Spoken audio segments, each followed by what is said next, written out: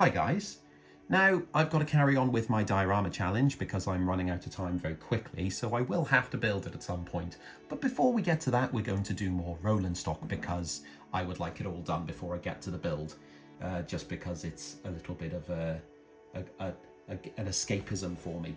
Now hopefully you enjoyed the class 08 last week where I weathered it up good and proper. I'm going to do that again this week, putting myself right out of my comfort zone with some tank wagons. Now these are the Hornby R60259 Packer 3 TTA wagon in the shell livery number 65714. Now I have 3 of them. I'm only going to use 2 of them, so I'll probably weather the 3rd up as well and sell that if you're after a tank wagon. I really like tank wagons. I was advised by someone more professional than me in the trade that these are probably the best you can get, so I've gone with them. However, they're ever so clean, so we'll sort that out this week. I'm well out my comfort zone. I don't know. It's cylindrical, so I don't know how I'm going to go about this. Probably start with taking those off, I guess. There we go, it's half done. Right, okay, now I've taken feedback on board by someone of the 08 video, and I'm going to put photos in the corner of what I'm using as a reference, and if I can try and remember, I'll do it going forward. If it's as muscle memory, if I do it a couple times, it should be there for life then, so hopefully that'll improve the viewing for you. Right, let's get to work. Right, the first thing we need for these is a light coating of a matte varnish. Very light, and all this is doing is just giving weathering powders and things something to key to. So it doesn't have to be perfect, just enough to cover it. That's probably enough actually, which is good because it's just run out. Nice, clearly there. We're going to start with the rust effects. Now I'm actually going to go in a couple of stages using the airbrush, and I'm going to put a light coat of weathering on top using frame dirt. Now, it makes sense because of the shape that you start from the top, and actually, it's quite awkward to show. I'm going to hold it like this, kind of. I'm going to hold it like this, and I'm actually going to go almost like striping down it from the top. And it doesn't have to hit every last bit, because what this quite quickly starts to do is replicate rust streaks. And I'll put a little bit heavier on the top, like so, and on the ends. Now the ends actually rust differently to the sides, so I'm trying to, if I put it on an angle and spray away like that on that back end, then you get quite a nice nice cut off. And I've noticed on a few photos they're more orange on the ends. Step number 2 is going to be a more orangey rust, and that's going to go on a lot lighter.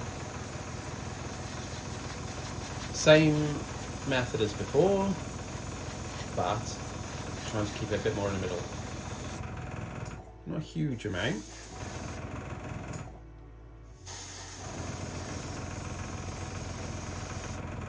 Sort of. Of course I don't know because I've never done it before. Okay, so we've got all our airbrushing rust out the way.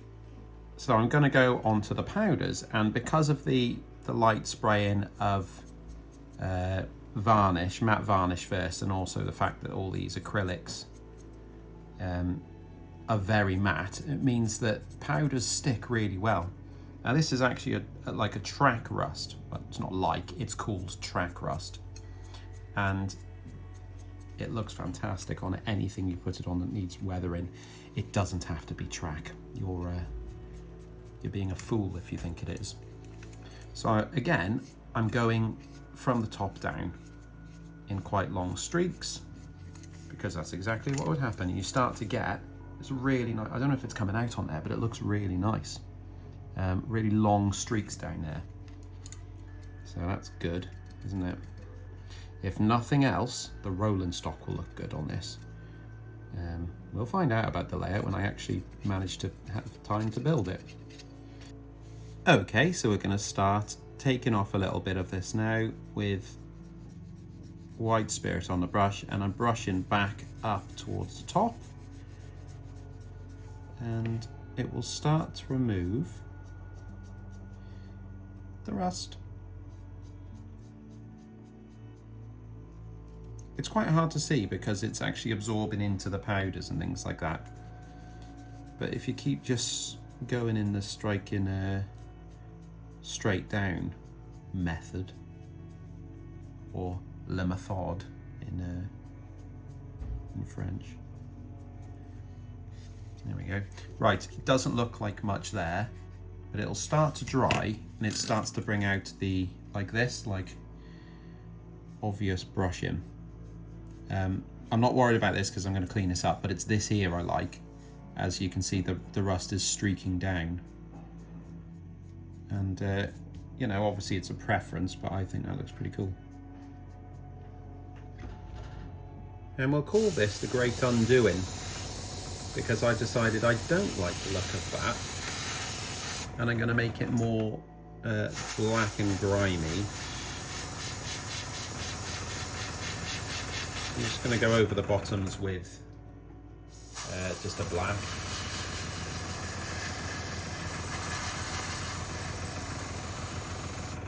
Just to blend it back in again. And this is the problem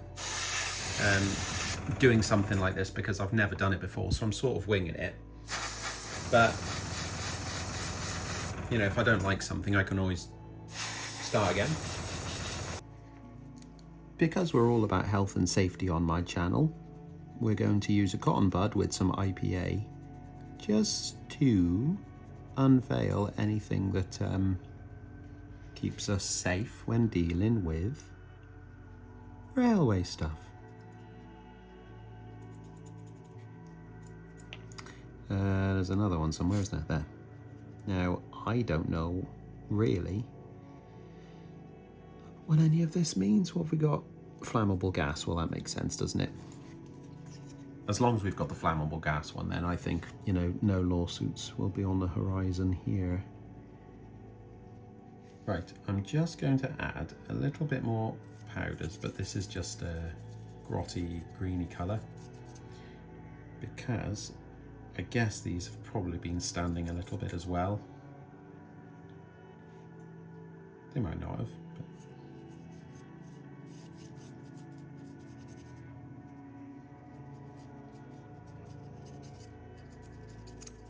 It's quite funny with powders, because sometimes you think, oh, you don't need too much. Sometimes you need loads, and it's all based on what it's going on to. And say with this, I'm using matte varnish, so like a little goes a long way. So a lot of this I'll try and rub off before it's done.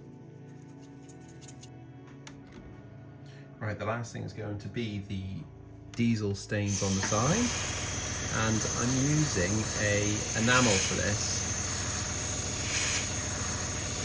The reason being the acrylic won't really keep a shine on there, so I'm hoping this will. This is an enamel black.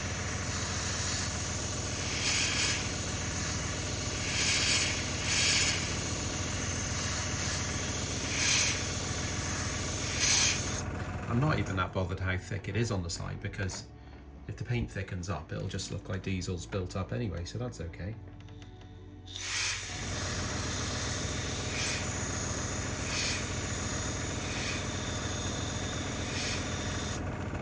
Right, there we go. That are 3 of these TTA tankers done and weathered up.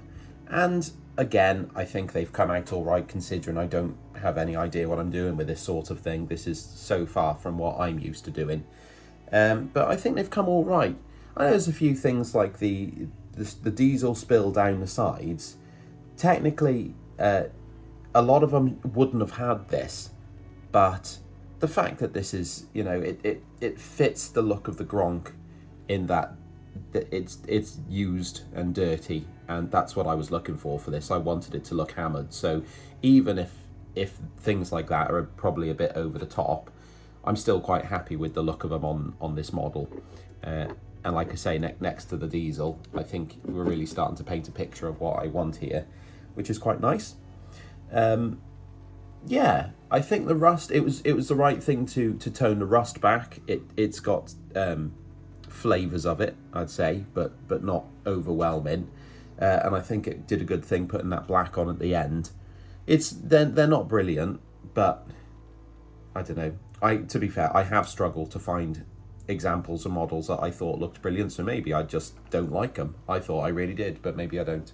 Anyway, that's that. I'm not going to keep all three. I only need two for the diorama challenge, so one of them will be going.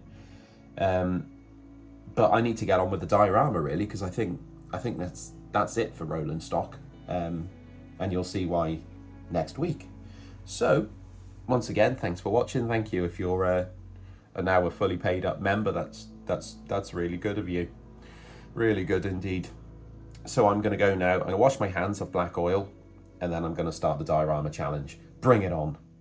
Cheers.